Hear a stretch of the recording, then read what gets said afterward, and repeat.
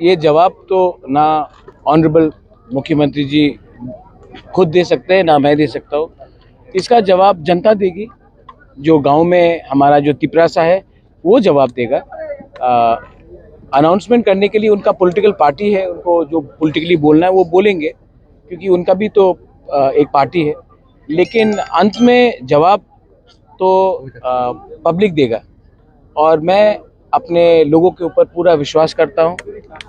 मैं सिर्फ इलेक्शन के टाइम नहीं, मैं पूरा 5 साल से अपने लोगों के साथ ही हूँ। खराब समय में हो, अच्छे समय में हो, मैं अपने लोगों के साथ ही रहा हूँ। इलेक्शन के 2 महीने पहले अपने लोगों को गुमराह करने से हमको नहीं लगता कि 2026 में तिपरासा इतना नादान है कि वो किसी के बात सुनकर विश्वास कर ले कि कौन किसके लिए काम कर रहा है। तो एडीसी इलेक्शन के लिए मैं तो हमेशा तैयार हूँ। आप कल इलेक्शन अनाउंस कर दीजिए, मैं तैयार हूँ। आप इलेक्शन अनाउंस कीजिए ना। आप बोलते हैं कि मैं फाइट करना चाहता हूँ, मैं जीतूंगा, लेकिन आप अनाउंस नहीं करते कि कब फाइट है। आप टाइम और समय बता दीजिए, मैं रेडी है। हम तो रेडी है। आप कल अनाउंस कर दीजिए इलेक्शन, हम रेडी है। महाराज दूसरी एक बात है, वीसी भी अनाउंस कर दीजिए। क्या क्या कोरोना चल रहा है। मुख्यमंत्री जी ने बोले हैं कि मौथा जो पार्टी है वो हमला करके और क्या बोलते हैं प्रेशर क्रिएट करके वो अपना पार्टी चला रहे हैं। नहीं, उन्होंने नाम नहीं लिया। उन्होंने नाम नहीं लिया। उन्होंने बोला है, पर्टिकुलरली बोला है रीजनल पार्टी तो और भी है ना, आईपीएफ बोला की भी है। और ये भी बोला है कि छोटे भाई की तरह रहने के लिए हमारे साथ है तो छोटे भाई की तरह रहना है, आपको बड़ा भाई नहीं बनना। आपको मीडिया बाइट चाहिए, थोड़ा चटपटा मीडिया बाइट चाहिए। मैं आपको चटपटा मीडिया बाइट नहीं दूंगा। हमारा बड़ा भाई कोई नहीं है। हमारे दोस्त है बहुत, और मैं सब दोस्त का सम्मान करता हूँ, आदर करता हूँ।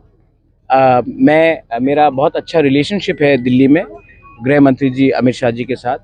आदरणीय प्राइम मिनिस्टर ने भी जब तिपरासा अकॉर्ड हुआ था, उन्होंने आशीर्वाद दिया था कि ये अच्छे से होगा, और मैं उनसे बात करूंगा। ये अगरतला में कोई भी कुछ बोले, मुझे नहीं लगता है कि मुझे रिएक्ट करना चाहिए। मैं सबका सम्मान करता हूं, लेकिन हमारा बड़ा भाई कोई नहीं है।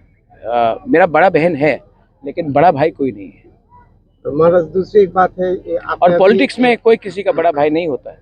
और आपने अभी एकॉर्ड के बारे में बोला है, तो अभी एकॉर्ड का क्या सिचुएशन है? बहुत दिन हो गया है एकॉर्ड हुआ है, कोई डेवलपमेंट नहीं है। तो मुझे लगता है कि दिल्ली में जो बीजेपी के लीडर्स हैं, जो होम मिनिस्टर है, उनको एकॉर्ड इम्प्लीमेंट करने का मन है।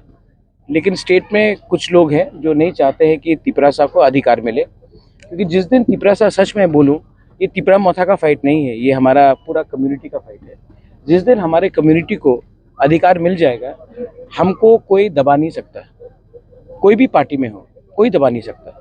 तो इसी के लिए एक दो लीडर्स हैं जो अगरतला से दिल्ली को बोल रहे कि अभी मत करो, हम एडीसी इलेक्शन जीतेंगे, उसके बाद हम लोग देखेंगे। तो ये उनका पॉलिटिक्स है, लेकिन मैं पॉलिटिक्स नहीं कर रहा हूँ।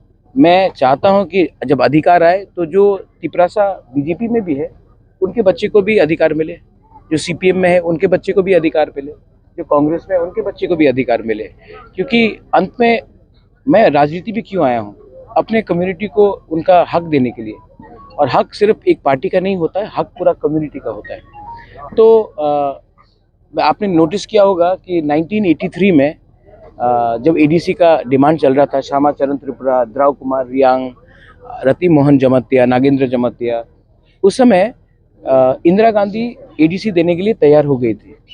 लेकिन अगरतला में कुछ लीडर्स थे, अशोक भट्टाचार्य, ये सब, इन्होंने बोला था रक्त दिवो एडीसी देवो ना।